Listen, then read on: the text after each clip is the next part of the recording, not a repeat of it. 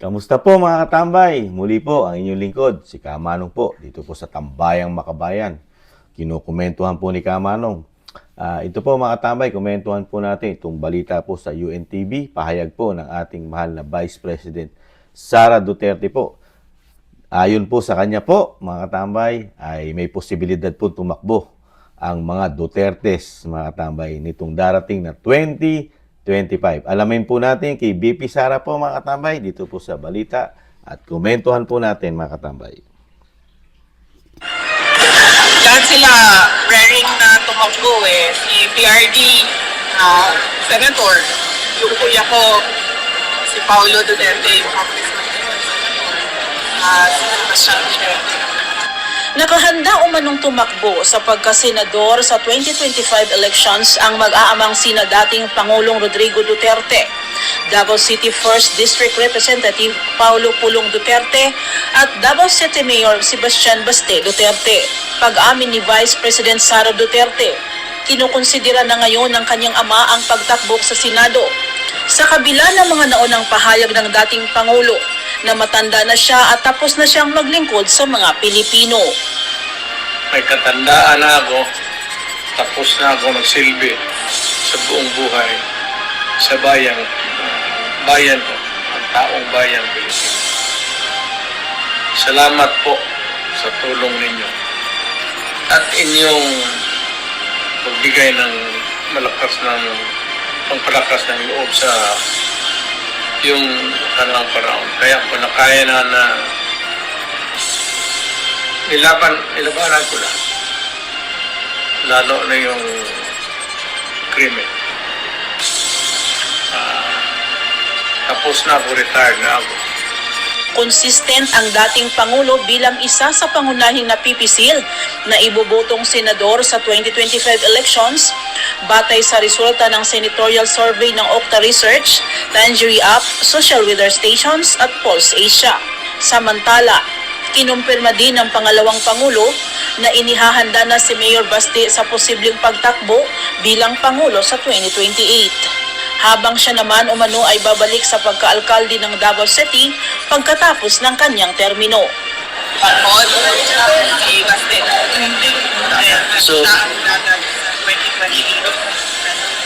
Ginawa ang pahayag sa kanyang pagbisita sa Cagayan de Oro ngayong araw bilang panauhing pandangal sa ginanap na taunang OVP o Office of the Vice President Pride Reception kasama ang mga LGBT sa iba't ibang probinsya ng bansa. Weng Fernandez, UNTV News. Yan po mga katambay, salamat po sa balita po sa UNTV mga katambay. Ayan po mga katambay, napakagandang good news po sa ating mga Pilipino. Ang pahayag po ng BP Sara po natin na may posibilidad po na tumakbo po ang mga Dutertes, mga katambay. Excuse me po. Dahil na ito po ay nakita po natin kung paano po sila mamahala sa ating bansa, lalo po ang dating Pangulong Duterte. Dahil kung sasabihin po natin talagang sa kanyang edad, dahil may katandaan na po ang ating Pangulong Duterte, nahandun pa rin po yung pagmamahal niya sa bayan. At yung sinasabi po niya na siya retired na, mga tambay, madalas niya pong pahayag yun at tapos na siya. Pero yung nakikita niya po kasing sitwasyon sa ating bansa na talagang hindi po dinanas niya itong sitwasyon na ito nung siya po ay namamahala ng 6 na taon sa ating bansa. Lalo po nung mga napakarami pong trahedya dumaan po sa kanyang pamamahala, di po ba?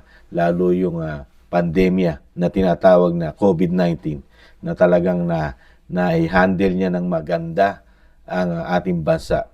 At hindi po nalugmok sa kabila ng may pandemya ang ating bansa na ilang taon, hindi nalugmok at hindi, tumaas ang inflation halos, lalo sa bilihin, mga katambay, sa bigas, sa presyo ng lahat, hindi nagtaasan ng ganito sa panahon po ni Pangulong Duterte. At yung krimen, nagbabalikan po ang krimen, droga, at lumalalang korupsyon di umano sa ating bansa. Kaya hindi po natin kahit po sabihin ni dating Pangulong Duterte na siya tapos na, pero taong bayan po ang nagsasaysay na kailangan po ng Duterte sa ating gobyerno, mga katambay. Dahil nakikita po natin, mga katambay, di umano, ang nangyayari sa Kamara at Senado, mga katambay. Walang masyadong di umanong performance po. Walang masyadong performance di umano ang dalawang ahensya ng ating gobyerno. Puro ano lang po ginagawa. Puro pag-iimbestiga. Puro imbestiga po ang nangyayari halos sa Kamara. Kung anong klaseng imbestiga. Imbis po makatulong po ng solusyon para po mapababa man lang ang ating mga bilihin at mapababa ang inflation na walang trabaho sa ating bansa, mga katambay. Pero pamumulitika po, halos ang ginagawa po, di umano ng Kamara at kasama na rin po ang mga ilang senador sa ating bansa. Kaya po napakaganda po nito, mga katambay. Ang mga Duterte, lalo po ang Paulo Duterte na isang congressman po ngayon. At ito po ay napakaganda po ng performance nito, mga katambay.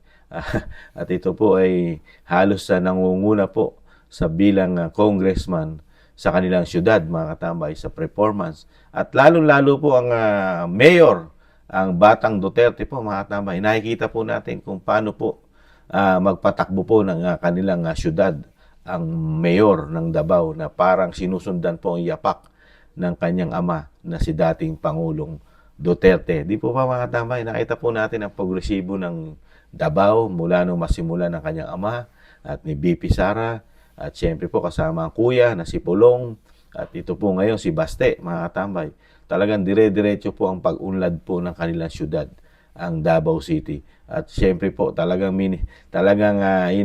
yung kanilang kriminalidad at droga ay talagang hirap na hirap pong makapasok halos sa Davao City. At ang krimen talagang napakababa rin po ng tinatawag na krimen. Maliban lang po, siyempre, kung meron po mga hindi inaasahang makapasok po mga terorista sa kanilang syudad. Dahil alam naman natin ang Davao City ay napakalaking city at napakaraming po pwedeng pasukan ang mga masasamang tao, mga tambay, dito sa syudad.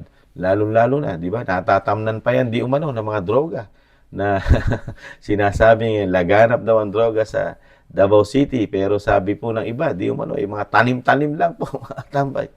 At siyempre po, nandyan po ang pagmamahal ng mga Duterte, lalo-lalo na di dating Pangulong Duterte at Vice President Sara Duterte sa ating bansa. Kaya nga po, sa nakikita rin po ni Vice President, di ba? Kaya po siya, tumiwalag na sa gabinete ng Pangulong Marcos dahil 2 taon na po ang pamahalaan natin ngayon. Hindi po nakikitaan, di umano, ni Vice President Sara Duterte na progresibo at improvement at mga pangarap at pangako ng Pangulong Marcos, di po ba, mga katambay? Lalo-lalo na di umano. Doon nga lang po sa pangakong 20 pesos na pangarap hindi hirap na pong matupad. At meron pong mga chismis at sinasabi po, tinura ng ating mga kababayan, yung 29 kilo bigas, yung 29 per kilo ng bigas ay hindi po halos makain at may amoy, di umano. Itong bigas na sinasabi parang galing yata, di umano ito sa NFA pa. Yung 29 kilo na presyo ng bigas na pangako ng Kamara at na Administrasyong Marcos, pero hindi halos makain ang 29 pesos per kilo ng bigas. Yan po marami pong umuugong at nakikita po natin, naririnig sa social media, yung mga bigas na nakabili na po sila ng presyong pangako na 29. At isa pa, yung pabahay nga lang po, di po ba, na talagang yun ay sinabing gagawin at isa sa agenda ng ating Pangulo na 1 million housing para po sa ating may hirap na mga kababayan, na yun po talagang gagawin dapat di umano ng ating pamahalaan na 1 million, mga katambay, pabahay. Pero 2 taon na po, wala tayong nababalita ng milyong nagagawa o natatapos o naipamimigay ng ating pamahalaan na pabahay, mga katambay. At isa pa, ano po ba? Yung mga paghabol sa korupsyon, lalo sa mga smuggler, di po ba? Yung wala na rin po. Hindi na rin po natututukan. Halos di umano, mga katambay. Hindi natin alam kung wala ho kayang smuggler sa ating bansa, kaya walang nahuhuli. Mga katambay. At ano pa, yung nagpapasukan na naman mga droga na bulto-bulto, tuni-tuniladang droga sa ating bansa. At krimen, napakataas na naman po ng krimen. Dahil ulitin ko, yung index ng sa buong Southeast Asia, nangunguna po ang syudad ng Manila at Quezon City sa pinakamataas na krimen o crime sa ating bansa, mga katabay. Nakakalungkot po. Kaya po kailangan po ng ating bansa ang isang sinasabing Duterte o mga Duterte, mga katabay. Napakaganda pong maraming Duterte pumasok sa Senado dahil nakikita po natin ang nangyayari po sa Senado ngayon, mga katambay. Walang halos leadership at walang halos di umanong nagagawa na sa ating bansa, kundi halos di umano daw, pamumulitika lang ang nangyayari. At yung sinasabi na dapat ay makatulong sa ating bansa, lalo sa mahihirap, sa pagbalangkas at magagandang batas. Sana, pero hindi nararamdaman ng mga mahihirap, lalo tayong mga Pilipino, mga tambay, pagdating sa Kamara at Senado. Doon tayo dinadala number 1 sa Chacha at PI na gustong-gusto nilang mangyari sa ating bansa, mga tambay.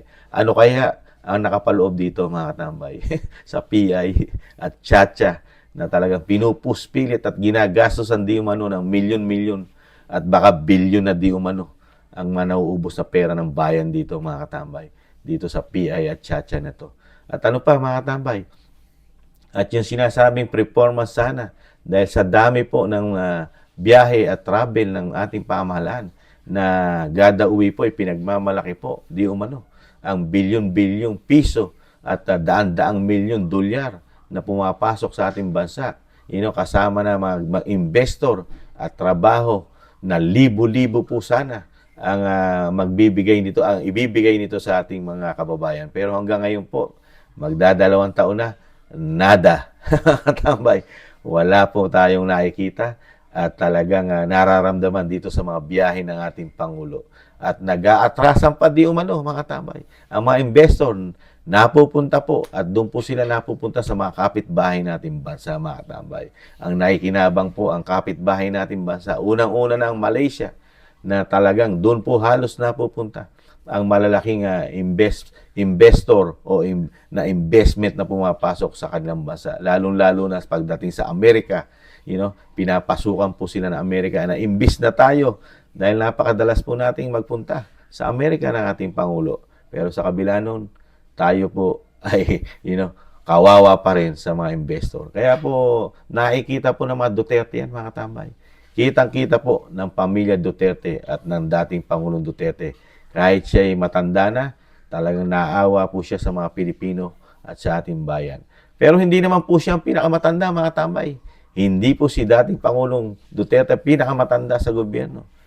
Yung centennial, meron po tayong isang gabinete na centennial na po. At talagang sinasabi, ito po inugatan na, di umano, sa pagiging politiko. Si dating Senate President at Senador na si Juan Ponce Enrile na ngayon po ay isa pong secretary po ng ating Pangulo. Ito po ay 100 years old na. Kaya kung sasabihin po ng ating mga kritiko na matanda ng politiko, ang ating Pangulo, no. Mas matanda po sa gabinete ni Pangulong Marcos, si Juan Ponce Enrile, mga tambay. Dahil ang ating Pangulo, kung sa pagkakaalam ni Kamanong, 80 o mag-80 lang po ang ating Pangulo, mga tambay.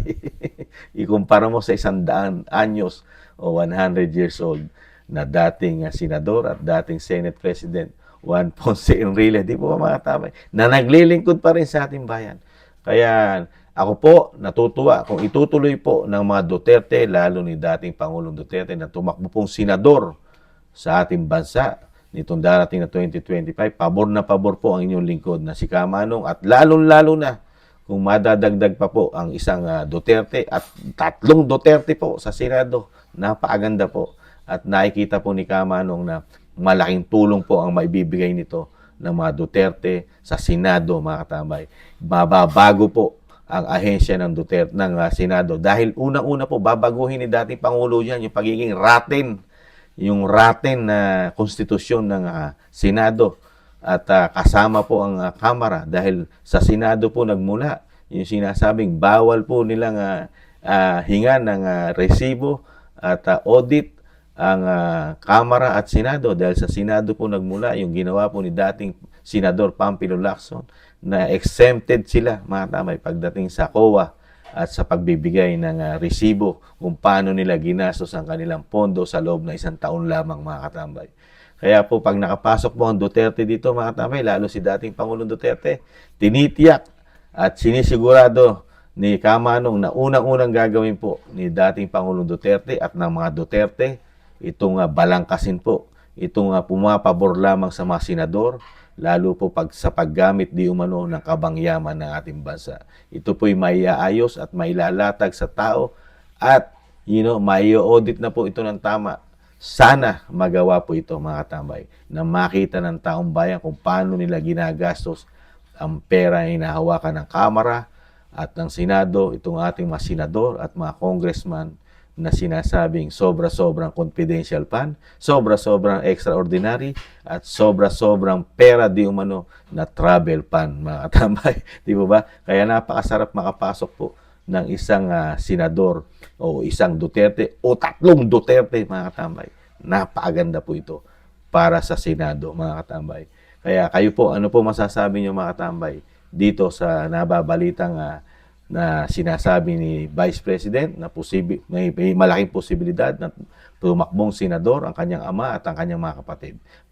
Kung ako po ang tatanungin, pabor na pabor si Kamanong. Kayo po, ano po masasabi niyo mga katambay dito po sa pahayag ng ating mahal na Vice President Sara Duterte. Muli po mga katambay, nagpapasalamat po si Kamanong sa mga gusto po ng ating malita channel, Tambayang Makabayan sa YouTube at TikTok. Muli po mga katambay, ingatan nawa po tayo palagi. At sa muli po mga katambay, paalam, bye-bye.